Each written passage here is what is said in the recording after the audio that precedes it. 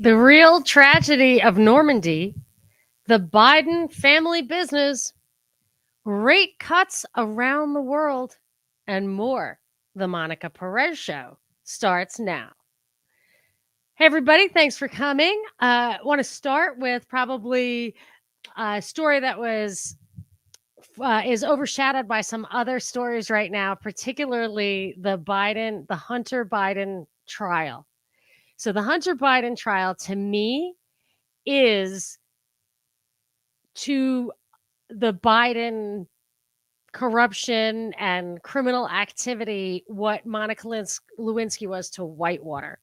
So Whitewater was a serious financial crime from what we know involving the Clintons. They were really getting investigated. The heat was on. And all of a sudden, every single news story for like a year was about some sexual thing between Bill Clinton and Monica Lewinsky. And I think it's pretty well established that that was a distraction, a deliberate distraction. There were tons of tails wagging the dog. Actually, they made a movie about it during the Clinton administration. But when I was actually triggered by an article in the Wall Street Journal today. I guess it was an op-ed, I don't know.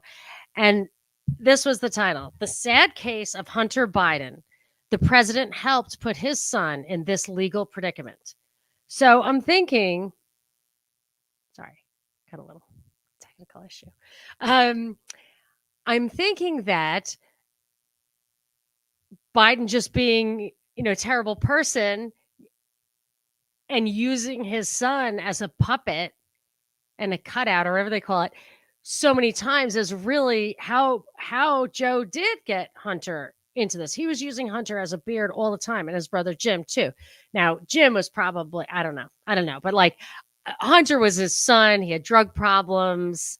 It feels like he was exploited to me, but that's not this. This article has absolutely nothing to do with the real scandals. And I've talked to you before about the real, unbelievably shocking financial scandals surrounding the Bidens. And I actually was just revisiting them today because every time I look, I can dig out more details. So I'm going to tell you a few things about that stuff, but really just new stuff, not even stuff you've already heard. And then there was a congressional hearing recently last year into the timeline of Biden corruption. And I was like, wow, they are going to hit some pay dirt. And they did dig up some stuff, but they completely left out all the domestic stuff, which was the stuff that I think is so shocking. And the one foreign thing that I've covered in the past as just a smoking gun, they left that out too. I'm going to talk about some of the things they did dig up, but they leave it out. And similarly, the media, forget it. Like you would think that congressional thing would be 24/7 news, and maybe it was, and I missed it. Maybe I was because I was a little bit checked out at that time. But to think that it's not brought up that nobody's bringing up how preposterous it is that Hunter's biggest crime is saying that he wasn't a drug addict when he was getting a gun. Getting the gun in itself is a crime to Democrats. Was when he was a drug addict and had the gun for 11 days is this big thing. And we should feel sorry for him because it was not that big a deal. Recall Monica Lewinsky. And here was the thing so just to tell you what they say are the charges, I absolutely refuse to dig into this case because it's preposterous. Like the Trump thing. I'm not digging into the case. I'm not telling the pros and cons. I mean, I guess that one qualifies as a kind of Bill Cosby type thing where that rights are violated, evidence isn't there. I don't know, but Bill Cosby, like so many of his rights, like as protected by the Bill of Rights, were violated, and he did get exonerated. Well, his conviction was overturned on appeal. So it is kind of interesting to look at those kind of egregious problems. Bill Cosby was a sacrificial wolf, but the Trump thing I really didn't dig into, and this thing I'm absolutely not digging into. But what this article says, so take his word for it. As a legal matter, the facts of the case are strong. Hunter Biden's charged with 3 felony counts related to his 2018 purchase of a .38 caliber Colt Cobra, lying to a federally licensed gun dealer, lying on the application form when he said he wasn't a drug user or addict, and illegally having the gun for 11 days. And this guy is saying the reason that Biden, the father, is responsible is because in a debate with Donald Trump, Mr. Biden repeated the lie that the laptop was a case of Russian disinformation. The lie made it inevitable that Republicans would seek to pursue the truth if Mr. Biden were elected. The gun charge and the 9 felony and misdemeanor tax charges that will go to trial later are one result. If the Republicans, the idea that the politics that we're dealing with, the hundreds of millions, if not billions of dollars of corruption, the power that is wielded on a global scale by these figureheads and their affiliates, that it's a tit for tat from some debate line, it's insulting. It's absolutely insulting. So I do want to tell you about some developments in the actual Biden stuff that I have told you about before. The three big cases that I always think about when I think of Biden corruption are a financial partnership with a huge fraudster, a major financial crime against a Native American tribe, and this partnership with a Chinese government company. So I'll take them one at a time. But I didn't get to see. I started off a little sketchy because I didn't get to have my tiny coffee before the show. You really got to shoot that stuff, but it is bitter as soon as it gets cold. Oosh. Okay, so the first thing was this a relationship. If there were nothing else pointing to the fact that these guys do extort, it appears that they extort money for financial purposes. They sell rights to drop their name, stuff like that. They just use Joe Biden's position, Hunter and Jim, Hunter, Joe's son, Jim, his brother. Seems to me, and everything I've read, that they use it to gain financially. So the first story, it's very old. I never hear anybody refer to it. I don't know how I ever stumbled upon it. But it's an old article. It's almost 20 years old, maybe 16 years old. Stanford, or 18 years old. Stanford had links to a fund run by Biden's. So it says a fund of funds run by 2 members of Vice President Joe Biden's family. So that was how long ago the article was written, was marketed exclusively by companies controlled by Texas financier Alan Stanford, who is facing SEC accusations of engaging in an $8 billion fraud. He was convicted on that, and I think he's serving like 110 years in prison right now. So there was a $50 million fund jointly branded between Biden's Paradigm Global Advisors and Stanford Financial Group, known as the Paradigm Stanford Capital Management Core Alternative Fund. Stanford-related companies marketed the fund to investors and invested about $3 million of their own money, according to a lawyer for Paradigm. And so Paradigm are the Bidens. Paradigm Global Advisors is owned through a holding company by the vice president's son, Hunter, and his brother, Jim. Okay. This also sparked litigation. James and Hunter Biden settled a lawsuit recently brought in New York State, recently meaning 20 years ago, brought in New York by a one-time business partner, Anthony Lotito Jr., who alleged the Bidens owed him money from the Paradigm purchase. In court filings, he also contended that Jim Biden asked him to help Hunter, who had been a Washington lobbyist, to get into the hedge fund business. He alleged Joe was concerned about the impact his son's lobbying could have on his planned 2008 run for the Democratic presidential nomination, which he did run, but he dropped out of the race, and then he became vice president. A lawyer for the Bidens denied that the Lotito purchase was prompted by Biden's desire to get his son out of the lobbying business. But the lobbying business in itself, with somebody that powerful, is like de facto a conflict of interest, right? You've got an inside track to an extremely powerful senator. Anyway. Oh no, it's the aftertaste. Okay. So, All right, so that's one that just nobody ever talks about. Squared away. Okay, so they were in bed with a huge, huge, huge, huge second biggest fraudster in U.S. history, I think, after Bernie Madoff. Madoff with the money. So nobody talks about that. I would give it a pass, except for all the other stuff. So I have talked to you about Devon Archer, whose name you probably know as being on the board of Burisma with Hunter, and also being a partner with Hunter in Rosemont, Seneca, where he's also partners with uh, the former Secretary of State, John Kerry's stepson, Chris Hines, as well as James Bulger III, Whitey Bulger's nephew, I guess. It's so crazy. Well, these guys, so Archer was involved in a scheme with two other guys, Galanis and Sugarman. The scheme was, well, first of all, let me just tell you that those three guys were all convicted. Two of them went to jail, but Devon Archer, Ronnie Abrams, the judge, who was also married to the number two under Mueller for the Russiagate thing, investigating Russiagate, that she overturned the jury's conviction and said, no, this guy's cool. The other guys can go to jail. This guy's cool. I didn't even know you could do this. A federal appeals court overturned her overturning and said, no, he's got to go to jail. This was a long time ago, 2018, at least. So that was 6 years ago, at least. The other guys are out already of jail. He went and appealed the appeal or whatever to the Supreme Court. They refused to hear it twice.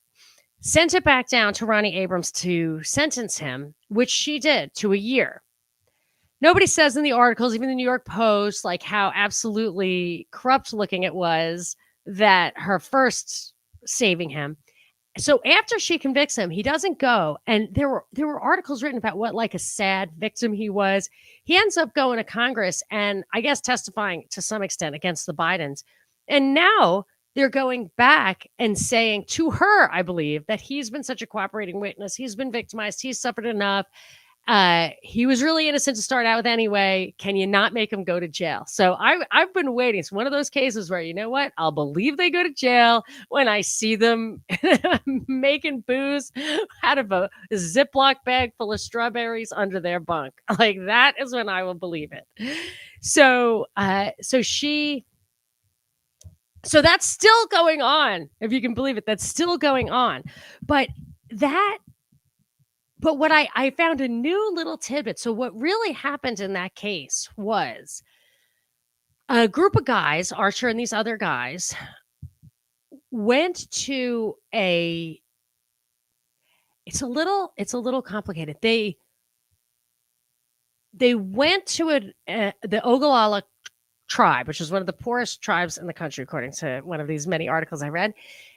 And they said, okay, we're going to place bonds for you, which means they get bonds that are guaranteed by whatever income they have as a tribe. Maybe they had a little casino. I have absolutely no idea what they were pledging against these bonds. But they are going to we'll place these bonds. So we'll sell them to investors. We'll take the money and we'll put that money in like an annuity, like a retirement account for you, the people who run the tribe. Two of whom were later like convicted of some kind of real minor fraud. I think it was like a Google bombing thing. So when you try to look up Ogallala fraud, you come up with this 2-bit penny ante stuff that these guys who were running the tribe, like cheating on their expense account, stuff like that. You don't actually get this. It's hard. So on the one hand, they raise the money of the bonds. So you get a percentage of that. I used to be a bond, like high yield investment banker.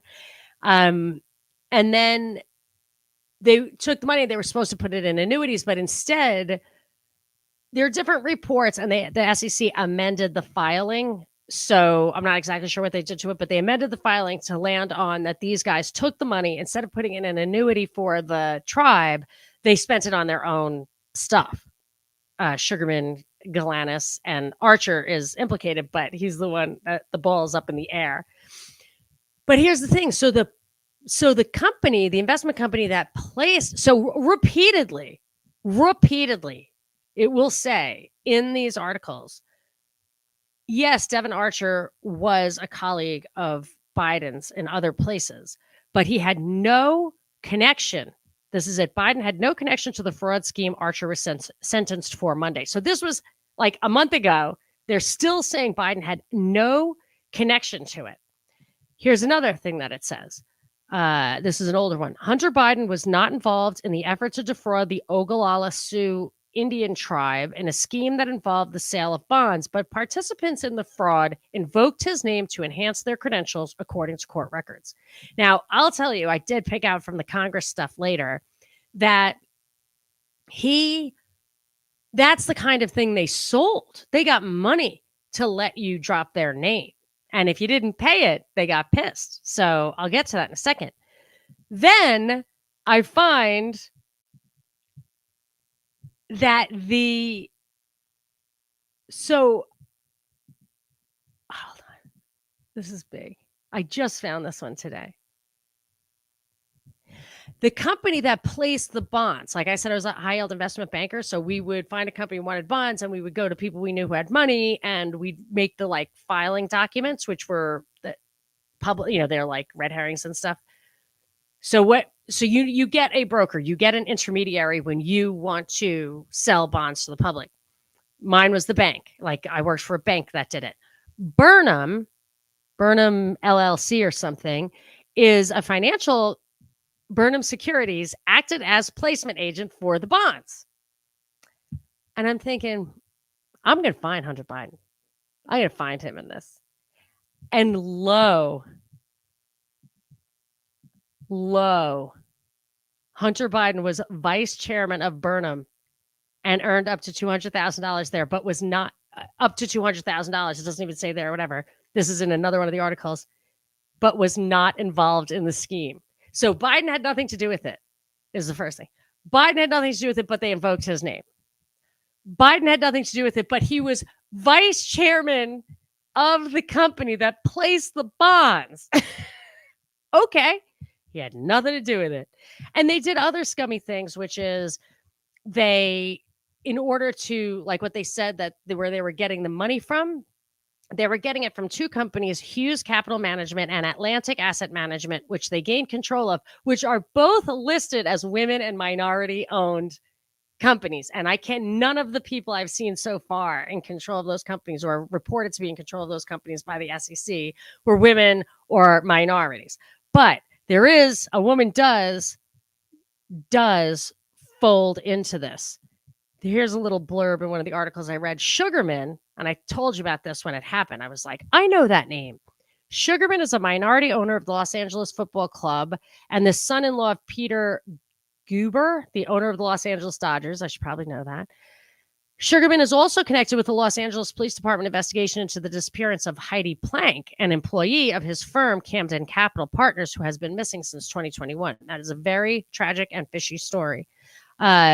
So that didn't come up in the congressional thing because congressional thing is only looking into foreign stuff. And whatever. But I did find some tidbits in the congressional thing. Oh, the third thing is this Chinese company it's a joint venture that's listed in Wiki. I think it seems to me to really still exist. Bohai Harvester Rosemont, whatever. And it's listed as being founded by a Chinese guy whose name I don't recognize, and Hunter Biden and Devon Archer are the founders. And I read somewhere that, I'm sure it's in my previous show notes at some point, could probably take it up, that Hunter Biden never actually put up the stake money for that financial institution. And the Chinese guy is the representative of a company that is either owned by or associated with the Chinese central bank. So those guys, if everybody invests and they own it jointly, then they get the profits out of it. But I don't think he ever put up his money. And I believe he's still an owner because when Biden took office, he said, he didn't say I'm divesting myself of that investment. He's saying I'm stepping down from the board or from my management responsibilities. It's all very, very screwy. So I expected since the congressional thing was just foreign stuff, that would be the thing that was featured because it's a going concern. I saw it named and said, we speak about it elsewhere, but this is where they said they spoke about it, and I don't see it. And I searched for the term.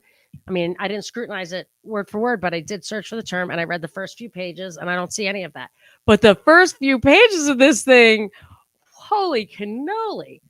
This one refers to one that I don't usually cover because was covered. This Tony Bobulinski coughed up some emails where they were communicating with this Chinese investment partner, which I think the investment never ended up happening.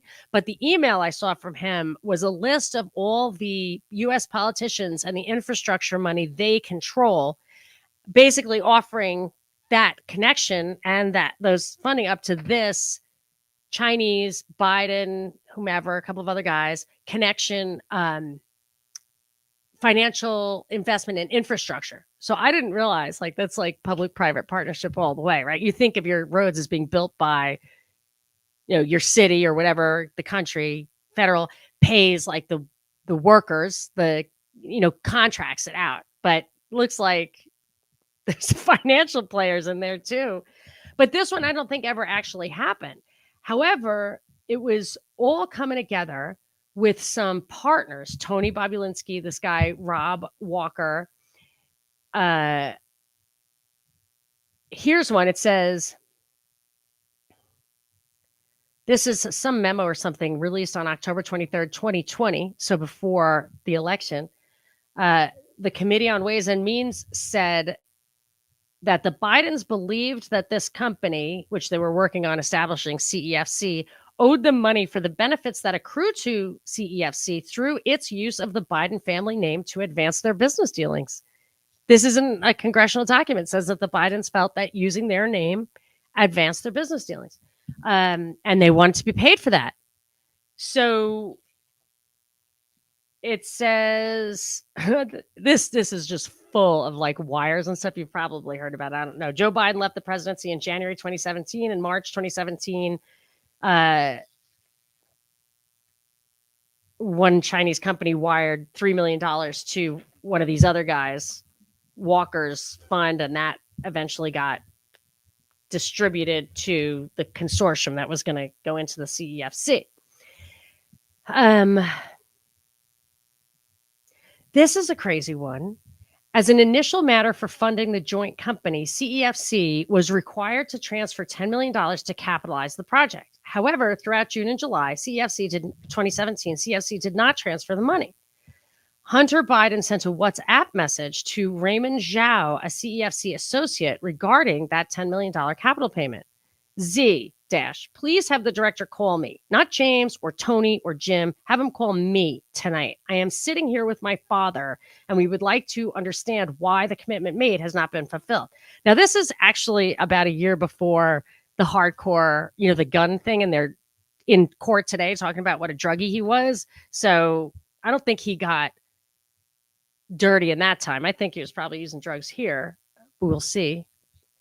I'm very concerned that the chairman has either changed his mind and broken our deal without telling me, or that he is unaware of the promises and assurances that have been made and that have not been kept. Tell the director that I would like to resolve this now before it gets out of hand. And now means tonight. And if I get a call or text from anyone involved in this other than you, Zhang, or the chairman, I will make certain that between the man sitting next to me and every person he knows and my ability to forever hold a grudge, that you will regret not following my direction. All too often, people mistake kindness for weakness, and all too often, I am standing over the top of them saying, I warned you. From this moment until whenever he reaches me, it is 9:45 a.m. here, and I assume 9:45 p.m. there, so that his night is running out. So, and this is the last thing I'll read to you. Like this thing, the whole thing makes me nervous to read it. Like it's freaking scary. But why is this not something he's getting like in trouble for? They knew about this. Saw some of this stuff in 2020.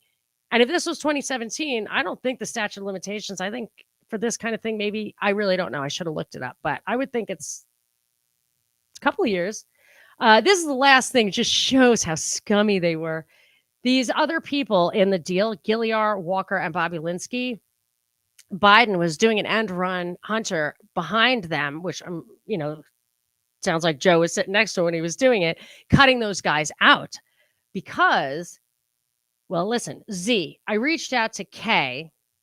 K is Gongwen Dong's nickname. He was another CEFC associate. I reached out to Kay and he declined my call and has not returned my text. I assume he knows that our plan to speak is highly confidential. I just hope he isn't talking to Tony or Jay. If he is, we have a real problem. If I can reshape this partnership to what the chairman intended, that James and Rob will be well taken care of, but I will not have Tony dictating to me nor the director what we can and cannot do.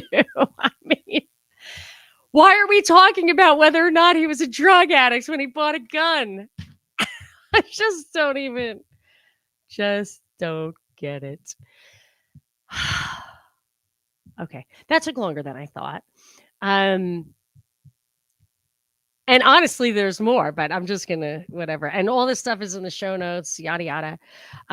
Quick hit: the ECB, which is the European Central Bank, cut interest rates for the first time in 2019. Other Sweden, Switzerland, Canada, Canada also did the same. Japan was never, it says, Bank of Japan never fully took part in the rate hiking cycle anyway. And the UK is fully priced in as expecting to cut a quarter point this year. We also, our traders, whatever, seems to be pricing includes 1 or 2 rate cuts from our guy. They expect another one from the ECB. But the message, I'm just telling you what they're reading. I'm not giving you my economic beliefs, but the message from that they're seeming to say is it's not that they are in rate cutting mode to stimulate the economy. They're just easing off on some of the more recent rate hikes. Now, usually when this stuff happens, when you raise rates at the end of a hot cycle, market, whatever, you can spark a recession. And usually that's that 10-year cycle. But the recession, I think, is usually a function of excess inventory. The economy isn't robust enough for people to buy at the pace that they were. So inventory starts to build up. There's overemployment. Too many people, companies that are now selling less have more people to pay because the market was so hot. But I think all that stuff got wiped out during COVID. Headcount got slashed, inventory got slashed. So I kind of feel like that correction may already have happened. I've said this to you before.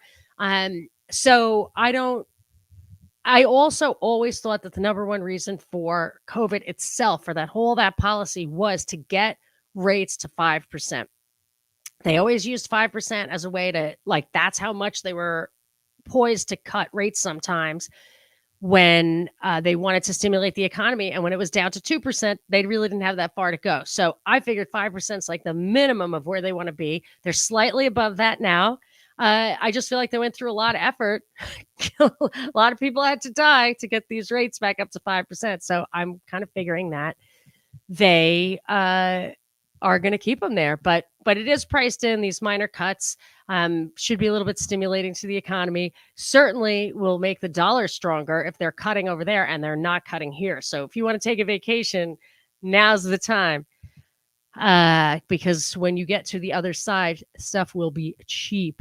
Okay. Also, D-Day. It is the anniversary of D-Day, the invasion of Normandy, where so many of our boys landed on that beach and were just mowed down. And my father was in World War II. He was in the Navy in the Pacific. He I believe he had to get permission from his parents to join because he was too young. He had a friend take the eye exam because he wouldn't have passed. And he was very, very heartbroken for those people at Normandy. And what really broke his heart was after he came home, book was written in the 50s. I have his copy. Actually, one of my sisters, somebody threw this in the garbage, and one of my sisters pulled it out for me after my dad died. It's obviously his copy. He got it fresh, hot off the presses in 1952 or something. It is called what? Backdoor to War, Roosevelt Foreign Policy from 1933 to 1941. I believe this book is still in print, but I always like the first editions because they cut stuff out sometimes in later editions, I think. And he was just sick because it was very clear that like with Pearl Harbor, FDR knew it was coming. This was based entirely, I think, on State Department memos and the whole thing. And no matter what you think about World War II, think about World War One, because read Secret Origins of World War One and Prolonging the Agony, which are about the secret elite in England plotting to put Germany down. And then when it didn't work the first time, they went out of their way, read Conjuring Hitler, to get, to foster a super dysfunctional culture that would not threaten banking flows and stuff at the top. They seem to find their guy. And so, I just, these people start wars, especially that secret elite with World War One, and they just obviously do not care about the people they kill.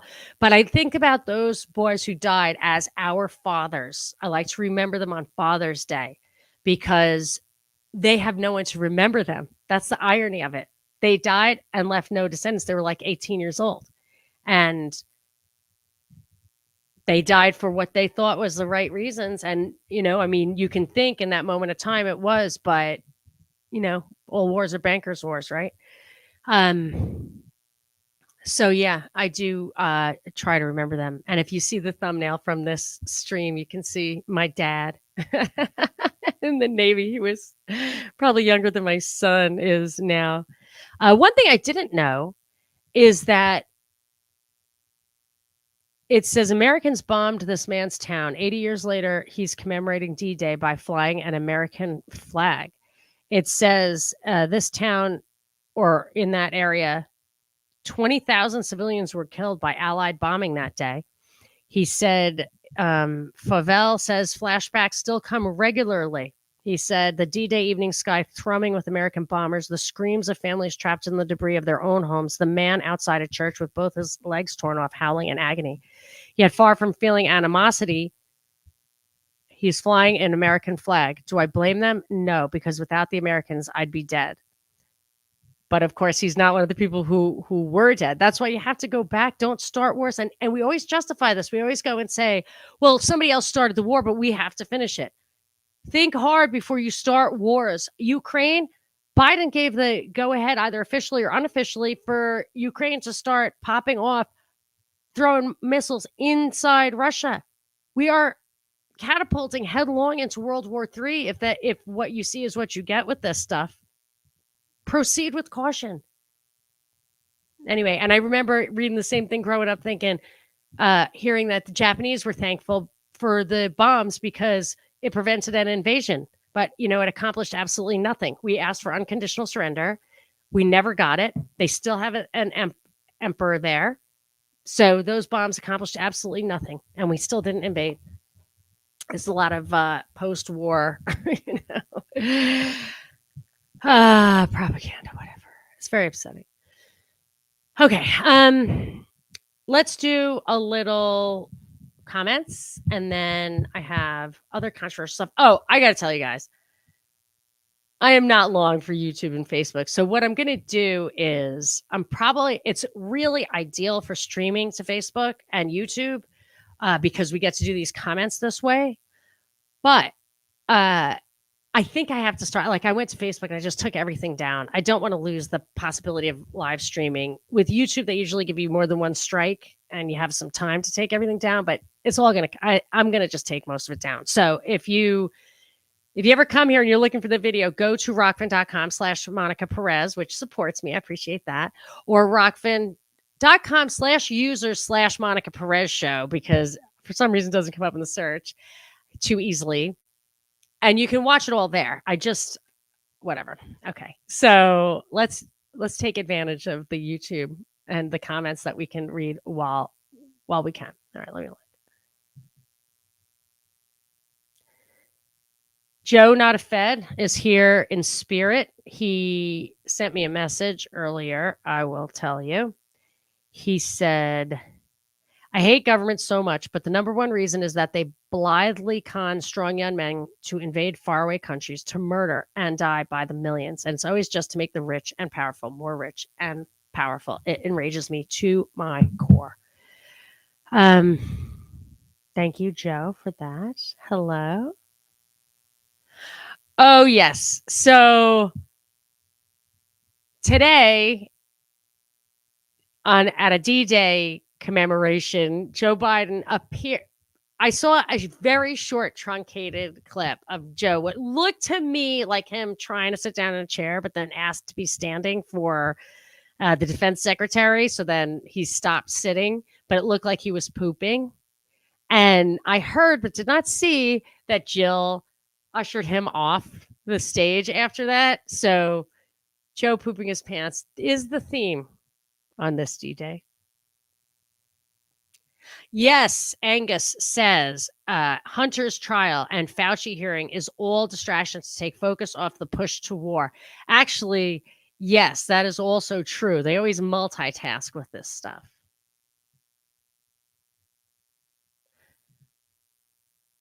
Whipped cream from a cow says World War II is riddled with skull and bones people before, during, and after. It's quite amazing. Brown brothers, Prescott, Bush, Harriman, Stimson, etc.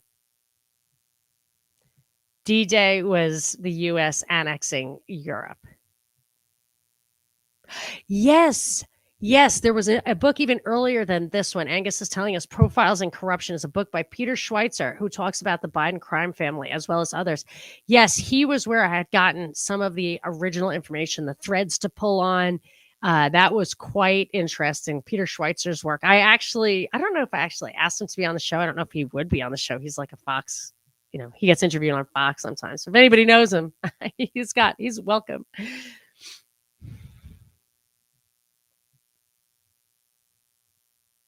So James says, I think at some level the cash greed is just a cover for their pure evil machinations. Sometimes I wonder which way it goes. Do they get us to think it's Satanism just so they can take all the money and the power? Or is it true that they don't need the money? They want the power and they want it because they're Satanists. Like, I don't know which is the cover and which is the truth.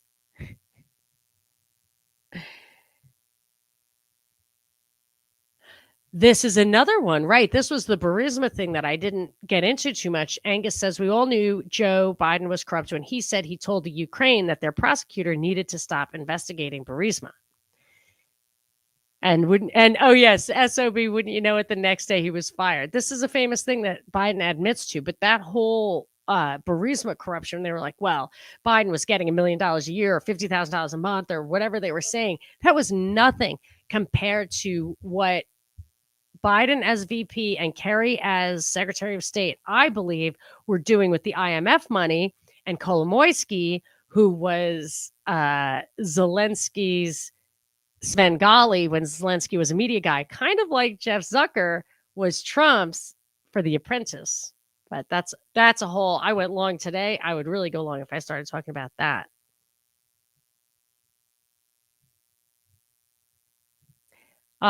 James says my dad was a true-blooded American. He really wanted to fight. He really believed it. And then he was so disgusted by backdoor to war and ever after that.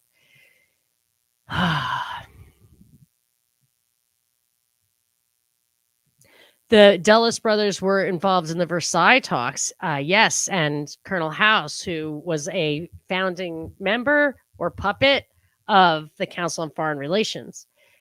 Yeah. They tried to get the League of Nations after World War I, but they didn't. They did get the UN after World War II, though.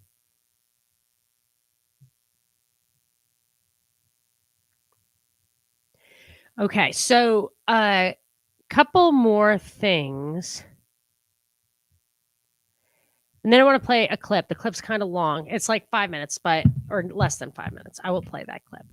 But I'm not gonna just leave you with it. I'm gonna talk a little bit about it for a few reasons. We can go back and forth. But so the clip I'm going to get to is about this amazing, unbelievable rising incident of heart disease among young men, athletic young men in their 30s or whatever, heart attacks, not even heart disease, like disease-free heart attacks. It's kind of crazy. So I want to go through all the preposterousness in that.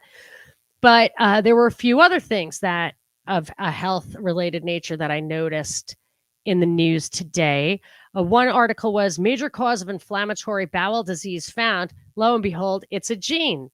But I noticed this from my son who has psoriasis. Millions and millions and millions of people have the gene, but something triggers it. Not everybody gets it triggered. So then you have to wonder. So I have a nephew who died at the age of 41 of colon cancer. And I know that some people think that he may have been because he was on Accutane as a teenager, and I think maybe Prozac at the same time. I think a lot of times these drugs look like they have no side effects because the studies are done not in combination with other drugs to the end, and I think a lot of people were probably on those together. I don't want to malign, certainly not. I know people malign the antidepressants and everything like that.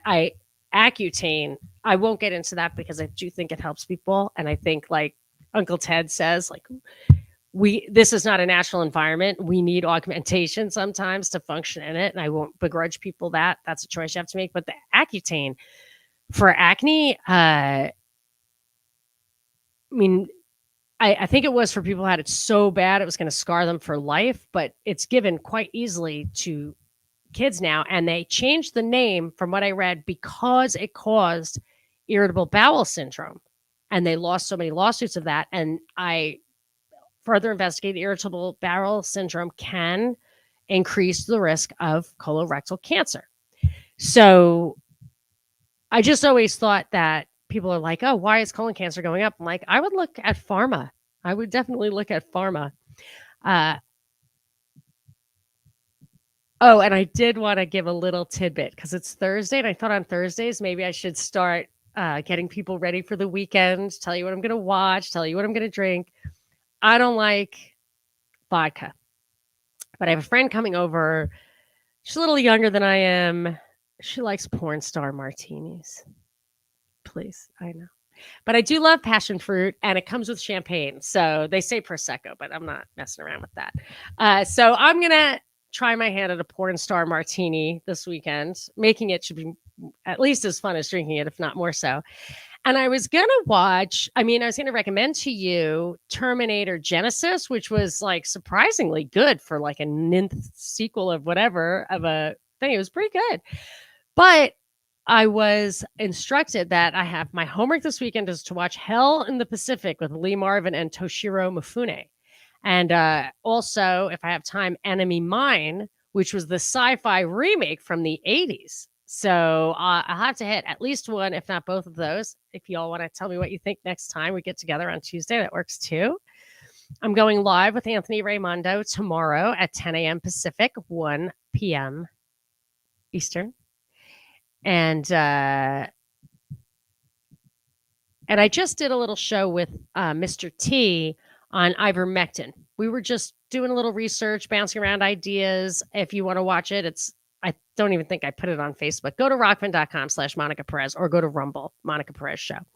All right. Another article. COVID vaccines may have helped fuel the rise in excess deaths. Experts call for more research into side effects and possible links to mortality rates. I just saw that in the Telegraph, UK newspaper, online newspaper. Just saw it. It sounds like, I don't know. Is that chapter 18? Is that acknowledging loss? I feel like it's chapter 19. I forget. What's chapter 19? Of the 2017 SPARS document. Let's see. What was the headline? I feel like these are chapter 19 things. See, heading down this road, it was ill-advised. 63. Aftermath. SPARS aftermath. So that's chapter 19. Anyhow, they are saying the study came out of the Netherlands, but other people chimed in. German researchers have pointed out that the onset of excess mortality in early 2021 coincided with the rollout of vaccines and warrants further investigation. The study being reported here found that across Europe, the US, and Australia, there had been more than 1 million excess deaths in 2020 at the height of the pandemic, but also 1.2 million in 2021 and 800,000 in 2022 after measures were implemented. In 2020 is when like 96% of the people over 65 admitted to a hospital in New York who were put on ventilators died. So I would say those excess deaths are also should be investigated as being the result of medical countermeasures. But it's kind of annoying because they're writing into the story an excuse for the vaccines. They're saying that that excess cancer deaths were predicted by oncologists who said if you lock down hospitals, if you make it harder for people to get treated, cancer diagnoses will be delayed and treatments will be delayed, and you can expect a higher incident of faster acting cancer coming down. So they predicted it. They set that up. I think that facts will not bear that out if this were really shown, a real robust study. They warned, but they did say they warned side effects linked to COVID vaccine had included ischemic stroke, acute coronary syndrome, and brain hemorrhage, cardiovascular diseases, coagulation, hemorrhages, gastrointestinal events, and blood clotting. Acute coronary syndrome. Keep that in mind. And then let me add to that what I recall remember when the FDA had approved, not just emergency use, but actually approved a vaccine. I remember they had something called, like for the first time ever, I think maybe, or certainly some experts said they'd never heard of a phase 5 trial before, where it's being conducted against Gen Pop. So it's out in the world, it's been approved, and they are still monitoring it for serious side effects. It says the FDA have monitoring systems in place to ensure that safety concerns continue to be identified and evaluated in a timely manner. The FDA is requiring the company, I think this was Pfizer, Comirnaty. It's Comirnaty is the name of the drug. I can't remember. I think that was BioNTech, I think. It says the company to conduct post-marketing studies to further assess the risk of myocarditis and pericarditis following vaccination with Comirnaty, because that was being reported. The studies will include an evaluation of long-term outcomes among individuals who develop myocarditis following vaccination with Comirnaty. In addition, the company has committed to post-marketing safety studies, including pregnancy, et cetera, et cetera. It was granted to BioNTech Manufacturing. So I'm putting that in the show notes. I remember it being in there and trying to tell people, like, this is a risk factor. If you're in that high-risk group, which is young men, you might want to consider that fact. Well, check this out. So here's I'm going to have to, I think, pause it and make comments so I don't have like copyright issues. I don't know. So so I was like shocked when somebody tweeted this out, which is a recent clip from the Today Show, where they're like, oh my gosh, like, I have no idea why young men who have no risk factors for heart problems are having heart attacks. Real, like, catastrophic. And there was something today from Thompson from the Chiefs. I believe a player, Thompson from the Chiefs, had a heart attack or something. And I understand when it gets hot and they're working out, that has happened in the past. I think they've pretty thoroughly screened for pre-existing health conditions.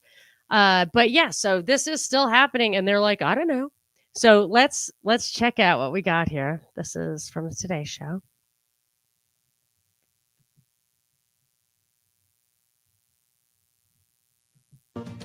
We are back with our ongoing heart health series with a new way of thinking about heart attacks. Yeah, doctors say they're seeing an alarming number of seemingly healthy patients having heart attacks, and those patients are getting younger and younger. NBC's Ann Thompson is here with a closer look. Good morning, Ann. Good morning. This story is going to blow you away because research shows that more than 10% of heart attack patients had no known risk factors, such as obesity or smoking. Now there's a group of doctors at Mount Sinai here in New York City tracking patients to see if they can uncover the new risk factors behind this trend. Matias Escobar runs to control his physical and mental health. Bye, Matias! The 38-year-old fine-tuning his mind and body with years of triathlons. Until last October, when the unthinkable happened. Matthias collapsed at the end of a race from a heart attack. How close to death did you come? I was dead for several minutes. I was. You were dead? I mean, my heart stopped beating, and they kept me with CPR for 12 minutes until the ambulance came. The heroic CPR was caught on camera. His smartwatch recorded what happened to his heart. So you've got one heartbeat there. Yes, and then nothing. For 2 days, he was in a coma. Doctors mystified by how this young man in great shape came so close to death.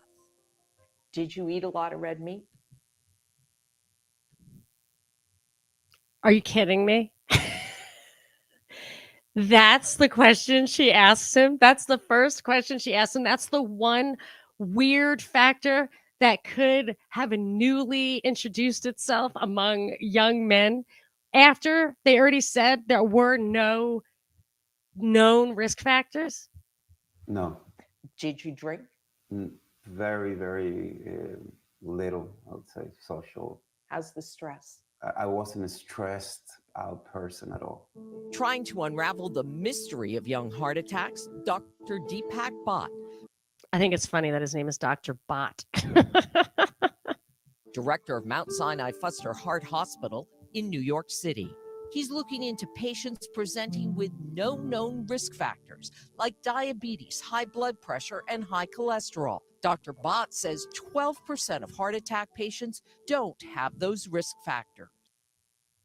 We're seeing younger people come in like we never used to see before. Why is that? Well, that's a great question. I think there are a lot of reasons for that. One probably has to do with the obesity epidemic, but it could also be other things. He just said it wasn't that. They were just saying they did not have those. And he can't think of something new that happened, some environmental change, something that was rolled out to everyone. I hate to say it, but there's more substance abuse these days. Things like cocaine, for example, even smoking marijuana. Another potential clue, long smoldering inflammation. And I'm talking about inflammation in the arteries, supplying blood. By the way, itis means inflammation. Myocarditis, pericarditis are inflammation To the heart. It might lead to the plaque in that artery to act up, in fact, to rupture, a blood clot to form. If that blocks the blood flow in that artery, that's what causes a heart attack or heart muscle damage. The cause of inflammation in seemingly healthy people like Matthias, who are not obese and don't smoke, is not yet clear. But as a precaution, the husband and father of a 2-year-old watches his diet more carefully. He's gone vegan. Eating lots of fresh fruits, vegetables, whole grains, and less red meat is recommended by Dr. Bott, along with 30 minutes of exercise daily and getting a good night's rest. Not easy. Again, with the meat. Again, like could be meat. Now he's completely off all animal products. When you worry if it could happen again. How do you manage that fear of it coming back? So I think that's probably the biggest part out of this entire thing. What do you do with fear? Then you're going to start feeling things in your body that don't exist. So it's very important that you work on that right from the beginning. Yeah, Matthias is learning to live with that fear. But in this case, knowledge is power. Dr. Bott says there are numbers we should all know. They're your blood pressure, your blood sugar, cholesterol, and yes, the size of your waist, because they can all be indicators of heart attack risk. And I'm happy to tell you, Matthias is going to run that New York City Tri this year to get it back and conquer. Okay, so the takeaway is to keep up on all of the factors that we already knew about that cannot possibly explain this anomaly, which is that none of those factors contributed to it. I don't know. Like I say, I would say you can't make this stuff up, but I think they just make this stuff up. So anyway, thank you so much for listening. And please give me a rating somewhere, anywhere. I don't care. If I get 500 ratings on iTunes for the Monica Perez show, I'll do another show every week. I'm telling you. Bye, guys.